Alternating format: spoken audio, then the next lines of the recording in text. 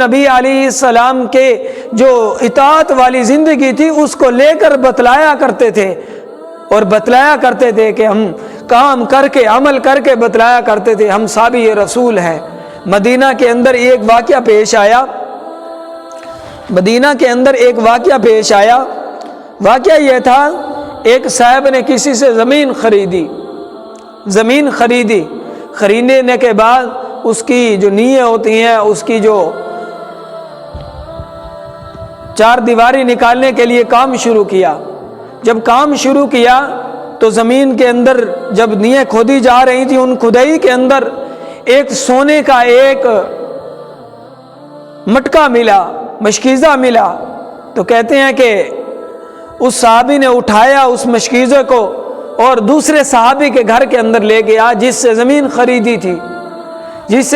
خریدی تھی، اس کے پاس لے کر چلا گیا اور کہنے لگا کہ بھئی میں نے آپ سے زمین خریدی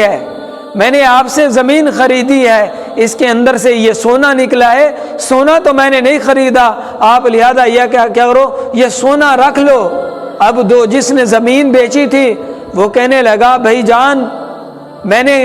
مجھے نہیں پتا یہ کس کا ہے، اگر میرے باپ کا ہوتا تو میرا باپ دنیا سے پہلے مجھے وصیت کر کے جاتا، کہتا کہ بیٹا فلانی زمین کے اندر جو ہماری ہے اس کے اندر سونا ہے، وہ سونا نکلوا لینا۔ اس نے کوئی وصیت نہیں کی، میرے دادے نے مجھے کوئی وصیت نہیں کی، میرے پردادے نے مجھے کوئی وصیت نہیں کی، میری ماں نے، میرے بڑے بھائی نے، کسی نے مجھے کوئی وصیت نہیں کی، لہذا میں یہ نہیں لینا چاہتا، میں یہ سونا نہیں لینا چاہتا۔ یوں نبی علیہ السلام نے صحابہ کرام رضی اللہ تعالیٰ اجمعین کی تربیت کی تھی۔ سبحان اللہ، میں قربان جاؤں۔ پھر ہوا یوں، وہ دونوں صحابی کھڑے ہوتے ہیں اور مدینہ شریف کے اندر آتے ہیں، مدینہ منورہ کے اندر آتے ہیں، اور آ کر اس وقت کے قاضی جج کو کہتے ہیں آپ ہمارے درمیان یہ فیصلہ کریں۔ قاضی کو سارا قصہ بتلایا کہ میں نے اس سے زمین خریدی تھی، زمین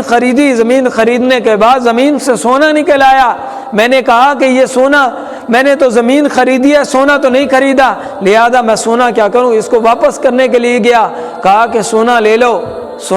یہ آپ کا ہے، میں نے زمین خریدی تھی۔ وہ کہنے لگا کہ حضرت میں نے تو اس کو زمین بیچی تھی، میں نے تو اس کو سونا نہیں بیچا تھا، لہذا یہ کیا کرو، ہمارے درمیان فیصلہ کرو۔ اور ہمارے اور آپ کے درمیان اگر کوئی قاضی ہوتا، ہمارے اور آج کے درمیان کا کوئی قاضی ہوتا، وہ تو کہہ دیتا چلو آپ نہیں لینا چاہتے، ہمارے لیے کوئی کوٹھی بنا دو، ہمارے لیے کوئی معاملات بنا دو۔ جیسا کہ آج کل جج بک رہے ہیں، وکیل بھی بک رہے ہیں، اور معمولات کا پتہ ہی نہیں ہے، تھوڑا سا کام ہوتا نہیں ہے، اپنی رشوت پہنے لینے کے لیے شروع ہو جاتے ہیں۔ لیکن وہ تو نبی علیہ السلام کی تربیت یافتہ تھے، نبی علیہ السلام کے پیروکار تھے، نبی علیہ السلام کے امتی تھے، تو انہوں نے کیا کیا، اس صحابی سے کہنے لگا آپ اچھا بتلاؤ آپ کے بچے کتنے ہیں؟ وہ کہنے لگا کہ میرے 2 بچے ہیں، ایک بیٹا ہے ایک بیٹی ہے۔ دوسرے صحابی سے پوچھا آپ کے بچے کتنے ہیں؟ وہ کہنے لگا کہ میرے 3 بچے ہیں، ان میں سے ایک بیٹا ہے اور 2 بیٹیاں ہیں۔ تو اس قاضی نے بڑا کمال کا فیصلہ کیا، اور یوں فیصلہ کیا، عقل مندی تسلیم کرتی ہے یہ کہ محمد رسول اللہ صلی اللہ علیہ وسلم کا غلام ہے اور اس کا صحیح معنی پیروکار ہے۔ جب فیصلہ کرتے ہوئے کہا کہ آپ کیا کرو، ایک بیٹی جس کی بیٹی ہے جس کا بیٹا ہے ایک دوسرے کا نکاح کر لو، نکاح کرنے کے بعد جب رخصتی ہو وہ مال تقسیم کر دو، آدھا بیٹی کو دے دو آدھا اس کو دے دو، یوں ایک دوسرے کے گھر یہ مال پہنچ جائے گا،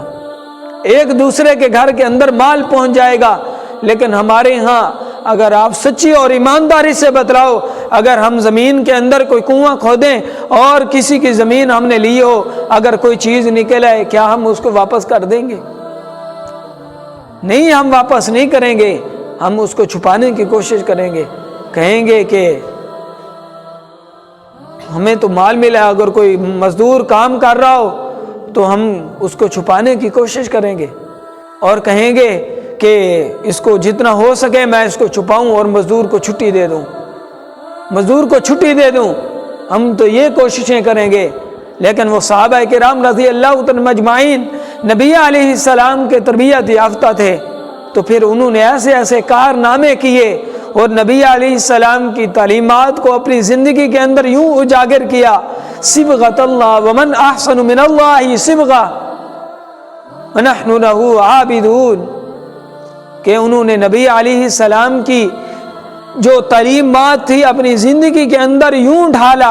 اور یوں نبی علیہ السلام کی تربیت کو اپنے اندر یوں لیا، زندگی کے اندر نظر آ رہا تھا کہ یہ محمد عربی کے غلام ہیں اور نبی علیہ السلام کے تربیت یافتہ ہیں اور نبی علیہ السلام کے یہ پیروکار ہیں۔ ان کے اندر احساس اور جذبہ نبی علیہ السلام نے یوں کوٹ کوٹ کے بھر دیا تھا، جیسے نبی علیہ السلام کے اندر یہ چیزیں تھیں ویسے ہی صحابہ کرام رضی اللہ عنہم اجمعین کے اندر وہ چیزیں موجود تھیں۔ ایک گھر کے اندر